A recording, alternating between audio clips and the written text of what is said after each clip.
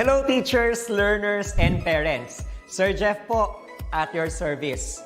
Alam nyo ba na meron tayong website na tinatawag na DepEd Commons?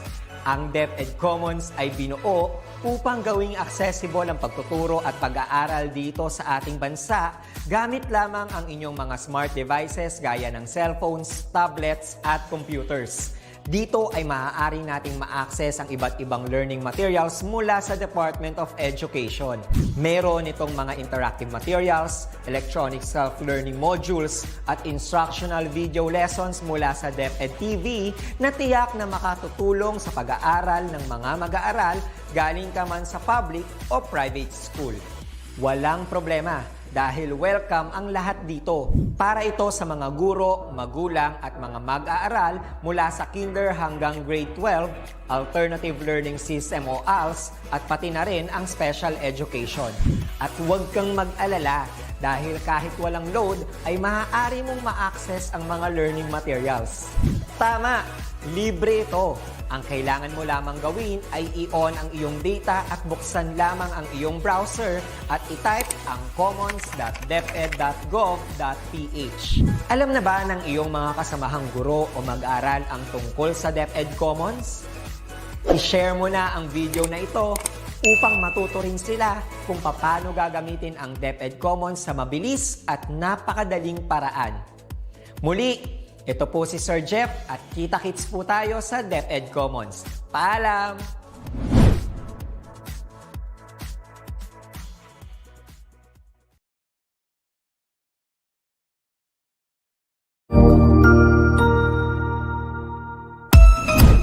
Magandang araw! Ako po si Sir Ariel, ang ALS lover ng Edtech Unit.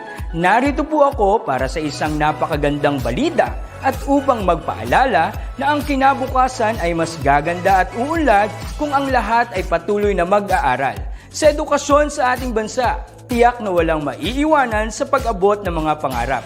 Kaya naman ang Department of Education ICT's Educational Technology Unit at Alternative Learning System Task Force ay nagtutulungan sa pagkakaroon ng Edtech Empowerment Program upang maihatid ang excellent quality education sa ating mga ALS learner and teachers. To easily deliver the lessons from the modules and other references, we will provide tablet PC as part of the DepEd computerization program to all ALS teachers and orientation on the use of these packages.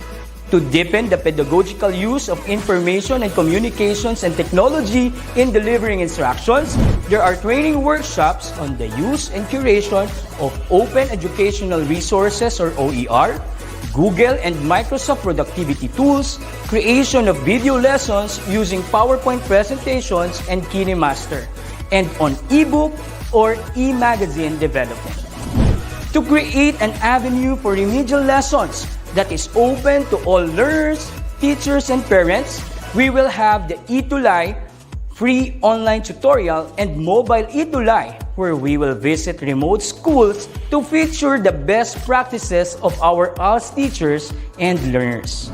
Sa mga out-of-school youth and adult, laging tatandaan na may pag-asa upang makapagpatuloy sa pag-aaral. May ALS para sa inyo. Ang edukasyon ay para sa lahat. Para sa bata, para sa bayan, para sa guro. Sulong Edukalidad.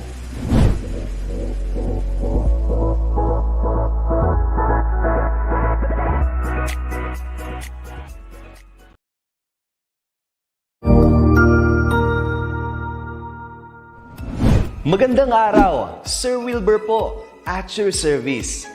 Narito ang ETUlay upang gabayan ka sa inyong pag-aaral upang lubos na maunawaan ang iba't ibang paksa o subject. Ang ETUlay ay isang free online tutorial class na pinangungunahan ng ICT's Educational Technology Unit sa pamumuno ni Undersecretary Elaine Del B. Pascua. Ang programang ito ay hindi lamang para sa mga bata, kundi ito rin ay magsisilbing gabay sa mga magulang at mga guro kung paano nila ituturo o gagabayan sa bawat asignatura ang kanilang mga anak o mga estudyante. Sa kasalukuyan, ang self-learning module mula sa rehiyon ng Calabarzon at kilala sa tawag na Pivot ang ginagamit sa ating ETUlay online class. Kaya ano pang hinihintay ninyo? Ihanda na ang inyong mga ballpen o lapis, papel o kwaderno at samahan kaming itulay ang pagkatuto para sa bawat batang Pilipino. Sama-sama tayong magtutulungan para malampasan ang mga hamon sa panahong ito. Halina't matuto kasama ang inyong online tutor sa oras na ito.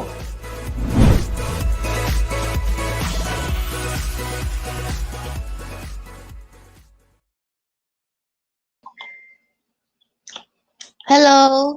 So, good morning and welcome to another session of ETUlay online tutorial for fundamentals of accountancy, business and management 1. Okay, specifically for the topic accounting equation. Okay, so nasa third week na tayo and our topic is getting exciting. So, okay, so let's begin.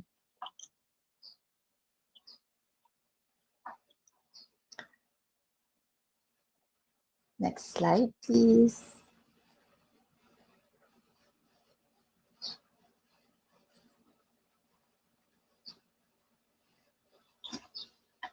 Okay, so I can see so many comments already saying hi. I saw one from Davao, from Isabela, Panabo City Division, okay, from Cavite, San Pedro Laguna. Okay, so let us begin na. So quarter 3, week 3 na tayo and our topic is accounting equation. So objective natin for this session, so at the end of the session, you will be able to illustrate, okay, the accounting equation. And of course, you can perform operations involving simple cases with the use of accounting equation. Okay.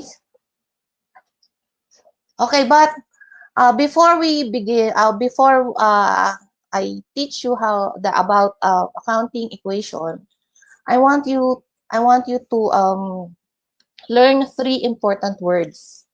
Okay, so ito muna. Sige, hulaan nga natin. So meron tayo ditong 4 pics, 1 word. So as you can see, we have here 4 pictures. And then hulaan nga ninyo kung anong ibig ipahiwatig ng mga pictures na yan. It starts with letter A. Okay, so you can comment down your answers. Okay, starts with letter A. So as you can see, you have there cash. Okay, you have there, what's that? Supplies. Okay, and you have there office furnitures, and you have there warehouse. So ano ang tingin niyo yan? Starts with letter A. Okay, so I got, okay, Miss Taga-Ilo and Puerto Eds. Okay, you got the correct answer. It's assets. Okay, so asset. So an asset is something an entity owns or control. Okay, in order to derive economic benefits from its use. Okay, control means the business has the exclusive right to enjoy those benefits and has the ability to prevent others from enjoying the benefits. So itong asset na to ay pag-aari ito ng business. Okay, sa business yan. Okay, so next. Okay, so another 4 pics, 1 word. So yan, may nakikita kayo dyan. Yung tao, hirap na hirap siya sa binubuhat niya. Ayan, hindi siya makaalis kasi para siyang nakatali.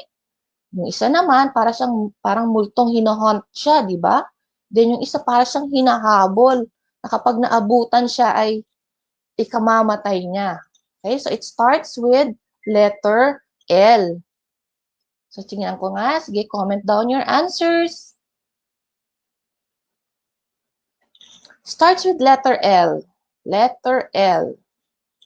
Ano kaya yung mga yan? Okay? Liabilities. Okay, correct. So, meron na naman tayong correct answer dito. Liabilities. Okay, next, please.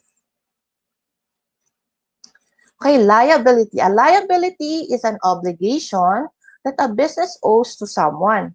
Its settlement involves the transfer of cash or other resources. So, mga example niyan ay accounts payable, notes payable, loans, and unearned revenue. So, these are debts, obligations, claims of creditors on the assets of the business. So, yan ay liability. Okay, next. Very good. Okay, so here, another 4 pics and 1 word. So, you have here a man holding, okay, a bill. Okay, dollar bill siya. Pero syempre tayo ay peso. In peso tayo because we are in the Philippines, di ba? And then, we have here a man. Okay, ideas. Meron siyang mga ideas. Probably ideas about the business. Okay, another picture. Ito, distribution. Okay, yung 150,000, kani-kanino nang galing. Galing siya sa 5 persons or 5 people. And then, $150,000 or in peso, ito yung share nila, 60-40. It starts with letter E. Okay? So, yes, Miss Alexandra Salazar, you are correct. Equity. Okay, so equity. Okay, Ernor, equity. Okay, Shaina, equity. Kyla, okay, so yan, ang dami. Correct, your answers are all correct. Equity. Next, please. Yan, equity. Equity, it is what the business owes to its owners. So it reflects the residual claims of the owner. Okay? So ito yung interest of the owner on the business. Yan, claims of owners on the assets of the business, investments of the owner. So equity is being affected by 4 accounts: the capital investments, the drawings, the revenues, and the expenses. Okay, so yan. So those are the 3 words, 3 important words na pag-aaralan natin ngayon. Assets, liabilities, and equity. Next slide, please. O yan. So I have here a picture of a man carrying something. So please observe the picture. Lalaki siya. Meron siyang karga-karga sa kanyang balikat. Okay? Try to observe the basket he is carrying. Ano ang nakikita niyo doon sa dala-dala niyang basket? Do you think equal ang weight niya? Okay. Observe nyo rin yung kanyang posture. Okay, balancing. Correct. Miss Shaina. Balance, di ba? Balance ang kanyang bitbit. And look at his posture. Straight na straight siya, di ba? So, straight na straight siya. Kahit na ang payat-payat niya, di ba? Parang kayang-kaya niyang dalin. Yes, balance. Miss Kyla. Look at his facial expression. Okay. So, di ba? He seemed very happy kahit meron siyang dala-dala sa kanyang balikat. Okay. Siguro, sa pakiramdam niya, basic lang to. Ang dali-dali lang nitong bitbitin kasi balanse naman siya of equal weight. Okay, yung nasa right ko and yung nasa left ko, pareho lang ang timbang. Kaya hindi ako mahihirapan. Okay, what if? Okay? What if he will be given 3 socks to carry? And this socks, ang laman nito, ang isa ay equity, ang isa ay liabilities, at ang isa ay assets. Okay? So ano ang dadalhin niya sa isang side at alin naman alin naman ang dadalhin niya sa kabilang side. Okay? Para patuloy pa rin niyang maipakita na siya ay happy sa kanyang binibitbit at hindi siya nahihirapan at hindi mababaluktot ang kanyang likod kasi hindi balanse. So, kailangan balance pa rin. So, ano? Sa tingin ninyo, ang dapat na magkasama, alin ang isa lang, alin ang dapat magkasama? Okay? Yes, contented siya sa kanyang binubuhat.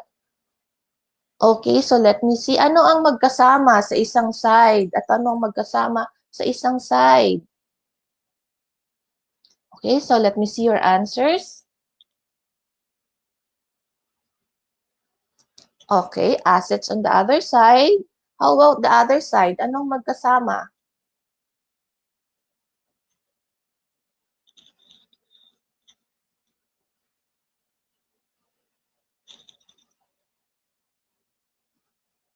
Okay, so sige.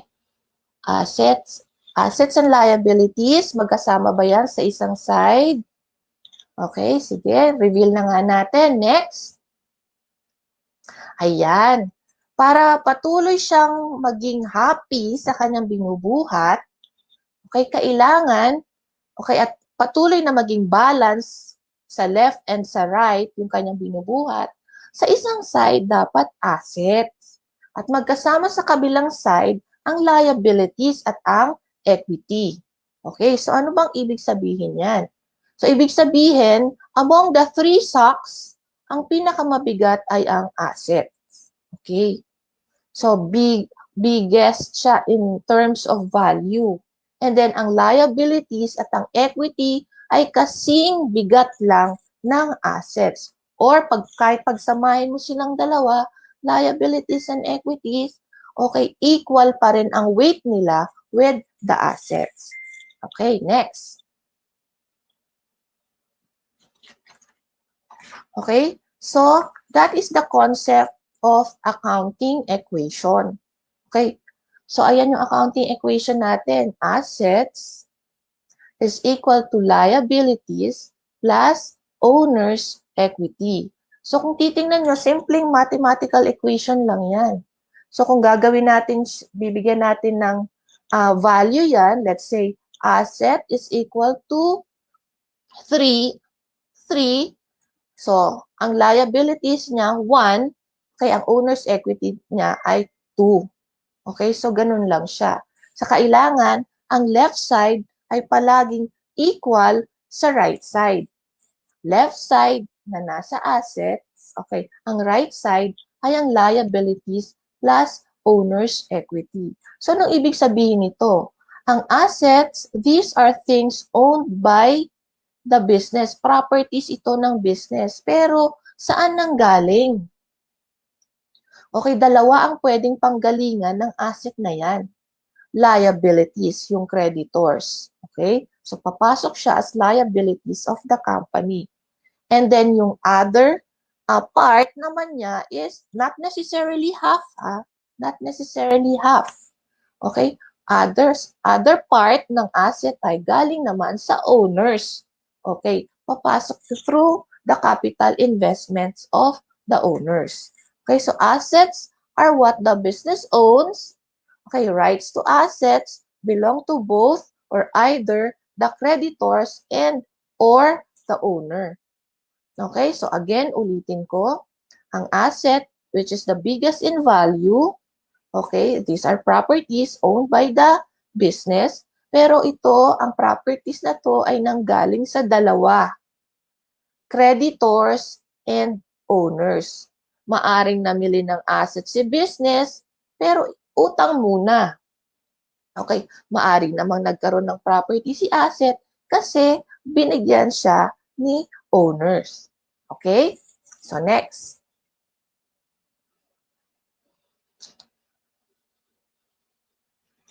Okay, remember, so when using the accounting equation, one must remember that both sides of the equation must be equal at all times.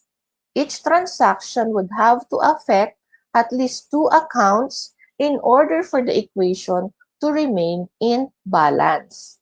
Okay, so ang pinakahati natin dito is yung equal sign. Asset on the left side, ang pinakahati natin yung equal sign, itong asset na to ay equivalent niya sa ang pinagsamang liabilities at owner's equity. Para maging balanse palagi ang ating accounting equation, kailangan pag gumalaw ang isang side, gagalaw din yung kabilang side. Pag gumalaw ang left side, gagalaw din dapat ang right side. Ito yung halimbawa. Pag nagkaroon ng plus asset or pag nag-increase ang asset mo, kung one side lang ang affected at hindi affected yung isang side, mag-increase ang asset mo at the same time magdi-decrease ang asset mo. For example, bumili ka ng equipment. So yung cash mo, which is an asset, kinonvert mo lang siya into another asset, which is the equipment. So nag-decrease ang asset mo through cash at nag-increase din ng asset mo through the account name equipment. Nagets niyo? So one side lang yung gagalaw dyan. Plus asset minus asset lang tayo. Left side lang yung gagalaw. Okay? So one side lang yon. So dito, liabilities hindi gagalaw, equity hindi gagalaw. So asset lang. Increase asset and decrease asset lang tayo. Okay, pag both side na ang gagalaw, kapag nag-increase ang asset mo, pwedeng mag-increase din ang equity at pwede ring mag-increase ang liability. Okay? Or pag mag-decrease naman ang asset mo, pwedeng gagalaw siya sa kabilang side, magdi-decrease din ng equity or magdi-decrease din ang liability. So, ganun lang siya para palaging balance yung ating equation. Kailangan merong two accounts na gagalaw. Ulitin ko, pag one side lang, increase asset and decrease asset lang yan. Kinonvert mo lang yung cash mo into another asset. Okay? Kapag gagalaw naman both, let's say, example, plus asset and plus equity, two things yan kung bakit nagkaroon ng increase ng equity. May additional investment, or merong revenue. So papasok lahat yun sa cash, which is an asset. Kapag naman nabawasan, let's say, nabawasan si equity, two things din kung bakit mababawasan si equity. Dahil may withdrawal si owners at merong binayarang expenses si owner. So, pag ganyan ang nangyari, nag-decrease ang equity, magde-decrease din ang asset. Sa liability naman, pag nadagdagan ng liability, kasi nangutang, possible nangutang. So, binigyan ng mangutang ng pera si owner. So, madadagdagan ng ang cash niya, dadagdagan ng asset niya, madadagdagan din at the same time yung kanyang liability. So, gagalaw both side. Ngayon, pag nagbayad na si owner, so, syempre, mababawasan si liability, mababawasan din si asset. Kasi, pera ng business ang ipangbabayad niya. Cash. Is that clear? Do you have any question? Let's move. So this is the accounting equation. Accounting equation natin is assets is equal to liabilities plus equity. So yan talaga. A is equal to L plus E.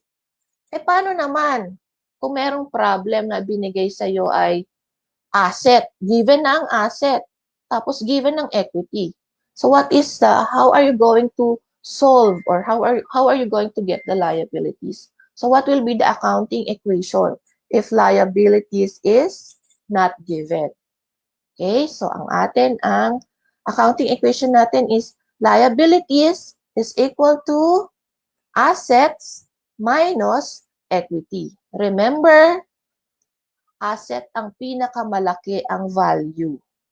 Okay? So, liabilities is equal to assets minus equity. Okay, now, kung equity naman ang hinahanap, given ang asset at given ang liabilities. Okay, our accounting equation will be equity is equal to assets minus liabilities. Okay? So, yan ang ating accounting equation. Eh, what naman? What if yung assets, all the assets are claimable, okay, by the owner? What will be our accounting equation? Claimable, lahat daw ng asset, i-claim ni owner. Okay? So, anong ibig sabihin nun? I-claim ni owner lahat ng asset, Ibig sabihin, wala siyang liability. So, ang ating accounting equation ay assets, okay? Simpleng-simple, assets is equal to equity. Okay? Do you have any questions? If wala, okay, so let us check your understanding. Ayan, I have 5 problems here. Very basic lang. So, as for number 1, assets are given, liabilities given, so we are looking for the equity. So, ang ating accounting equation dyan ay equity, okay, is equal to assets minus liability. So, what is your answer? Okay, you can type in your answers. Oh, ano lang to? Mental math lang to. No need for a calculator. Simpleng-simple lang. Okay, let me see your answers. Our accounting equation is assets is equal to liabilities minus plus liabilities plus equity. Okay, let me see your answers. Okay, wala. So, let us reveal the answers. So, paano mo kukunin yan? Eh di assets minus liabilities. And the answer is 400,000. Okay. For number 2, we are looking for the assets, liabilities, and equity, okay, are given. So, ang formula natin dyan, okay, since asset ang wala, so assets is equal to liabilities plus equity. So, let me see your answers.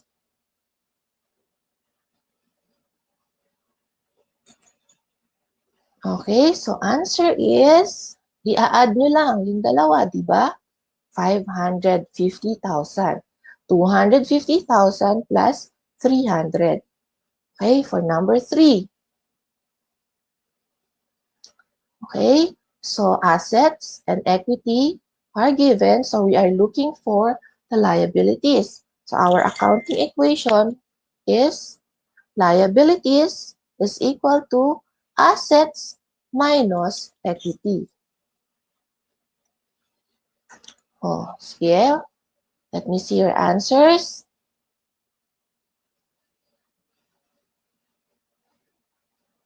Okay, so ang answer ay, minus mo lang. Answer is 500,000 pesos. Okay, number 4.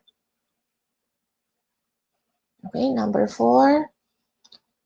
Okay, we're looking for the assets again. So, all you have to do is add the liabilities plus equity. Okay, and the answer is, okay, 1,100,000. Okay, for number 5. Okay, so we're looking for the liabilities and assets and equity are given. So our accounting equation is liabilities is equal to assets minus equity. And answer is,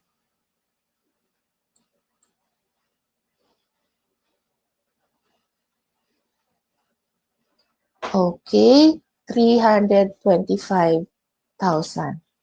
Okay, very good. So, madali lang, di ba? Simpleng-simple math lang. Okay. Sige, tingnan na natin. Paano kung ang problem ay, next slide, please. Paano kung word problem tayo? Okay, word problem. The economic obligations of a business, ayan, amount to 60,000 and its residual interest amounts to 150,000.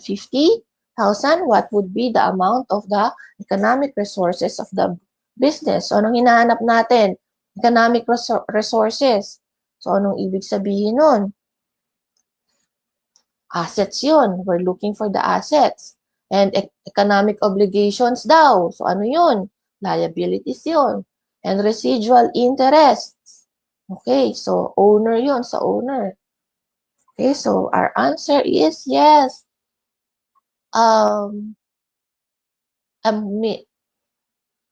Puerto Eds. Okay, you got the correct answer. 210,000. Yes, correct. Bobby. Hi, Bobby. Bobby Pedrosa, my student. Okay? So, assets. Okay? So, ayan. That's how I get it, di ba? That's how I got my answer. So, assets is equal to liabilities plus equity. So, given 60,000 plus 150,000, answer is 210,000 pesos. Correct. Next. Okay, correct. Okay, Jereen and Christina, correct. Okay, next. The economic resources of a business amount to 555,000 and its economic obligation amount to 225,000. What would be its residual interest? So residual interest, we are looking for the equity. Economic resources, which is the asset, is given at 555,000 and its economic obligation, the liabilities, okay, 225,000. So how much is our answer? Okay, so Bobby again, 330,000. Okay, so let us reveal the answer. Okay, Angelica, hi. Okay, so that's how I got my answer. Equity is equal to assets minus liability. Okay, 555,000 minus 225,000 equals to 330,000. Okay, ang galing nyo na ha. Marunong na kayo. Sige, let's have another one.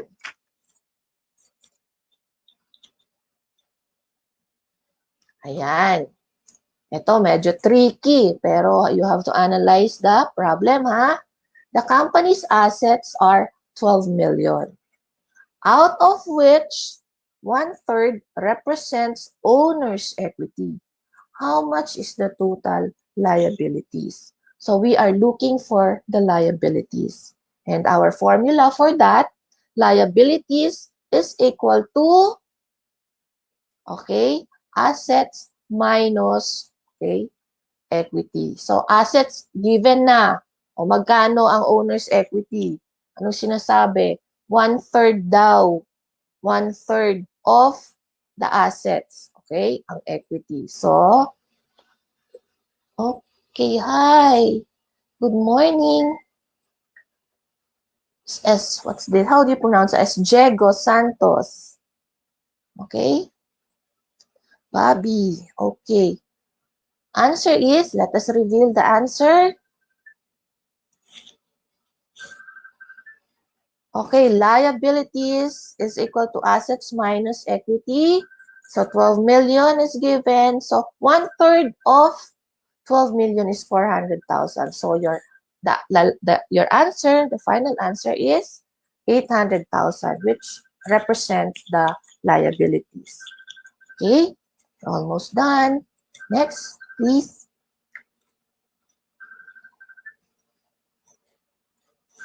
Okay, here. We have here the expanded accounting equation. Okay, so the accounting equation is expanded to show the elements affecting the owner's equity. Okay, dun pa rin tayo.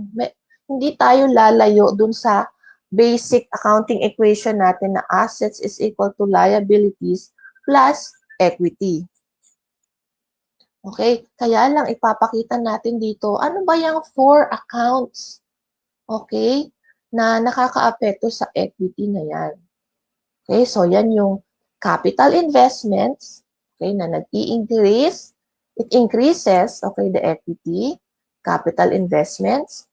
Also, revenues, okay, increase the equity. Okay, drawings, okay, decrease the equity. And of course, expenses, decrease, okay, the equity also.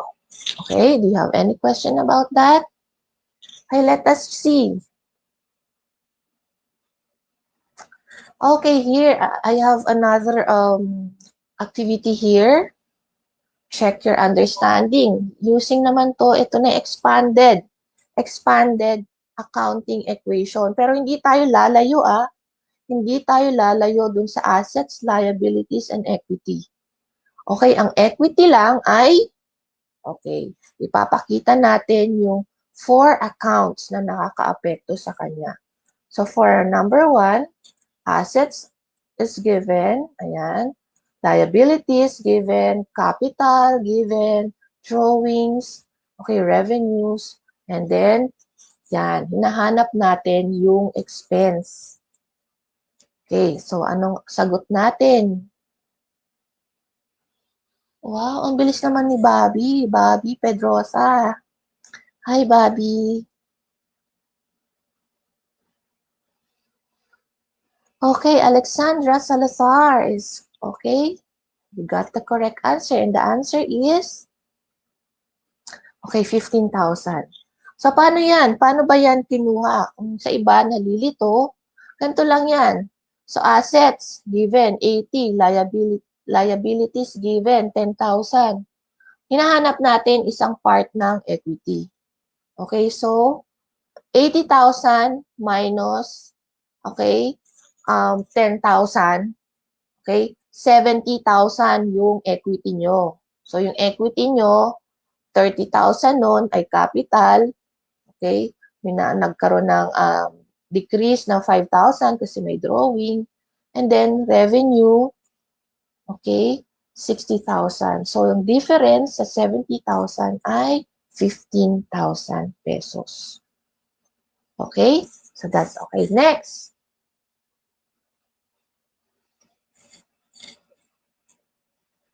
Number 2, assets ang given. Liabilities nandiyan na rin. Okay, so i-summarize ninyo yung equity. Simulan ninyo. 15 sa calculator, 15,000 minus 2,000 plus 10,000 minus 4,000. Okay, you will get the total equity. Okay, so pag nakuha nyo na yan, okay, i-add nyo ngayon sa liabilities para makuha ang asset. So how much is the total of equity? That's 19,000 pesos. Okay? So what's the answer? Number 2. Answer is, yeah, reveal na natin. Correct. Yori, correct. Angelica, you are correct. Jana. Okay? Tagailo and Puerto Eds, you are correct. Altea, you are correct. Maria Brian, you are correct. So, 30,000 pesos. Okay, so ang dali lang, di ba? Nakakalito lang kasi ang dami, ma'am, ang daming figures. Okay, pero wag kang lalayo doon sa basic accounting equation na assets is equal to liabilities plus equity. Okay? Doon lang. Nire-reflect lang natin yung equity. Ano ba yung kabuuan ng equity na yan? Saan galing? Okay? O, ito, last na. Number 3. Okay, assets given, liabilities given. So, one part of equity is missing. Hanapin natin yun. Okay? Missing ang revenue. So, anong gagawin mo dyan? Paano mo matalaman yung total equity? Okay.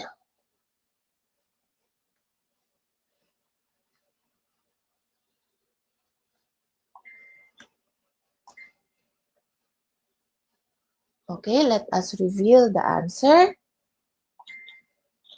Okay, 13,000 pesos. Okay, who got the correct answer? Okay, G.A. Kawili. Okay, you got the correct answer. 13,000 pesos. Paano nakuha yun? 44, okay, 44,000 minus 18,000. Okay, from the answer, okay, doon yung nakuhain yung, okay, dyan yun, minus yun na yan. Okay, so do you have any question? Mahirap pa, madali? Okay, actually, mahaba pa sana to eh, kaya lang we have very limited time. Okay, so I think that's the end of my presentation for today. That's the end of our tutorial. As much as I want to give you more activities, cannot do that. So, thank you so much. Okay, napakita na kanina yung references. So, thank you so much. Thank you, teachers. Thank you, students. And of course, thank you, DepEd Philippines, for this opportunity. I hope to see you again next week for another exciting topic about fundamentals of accountancy, business and management 1. Okay, 5 major accounts na ang pag-uusapan natin next week. So I hope to see you all next week. Thank you very much. Bye. God bless. So,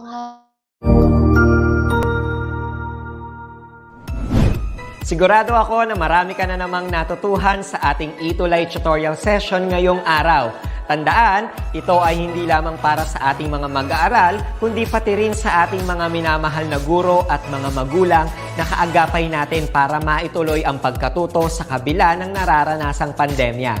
Patuloy ding sumubaybay sa DepEd TV para sa mga araling ginawang video episodes. Mapapanood ito mula Lunes hanggang Sabado, alas 7 ng umaga hanggang alas 7 ng gabi sa inyong mga telebisyon. Abangan sa Lunes mula 1:00 ng tanghali ang iba pang aralin sa ating ETUlay free online tutorial session sa Science. I-like and subscribe at manatiling nakasubaybay sa ating ETUlay tutorial session sa DepEd Edtech Unit FB page at Educational Technology Unit channel sa YouTube at sa DepEd Tayo at DepEd Philippines social media accounts. Paalam!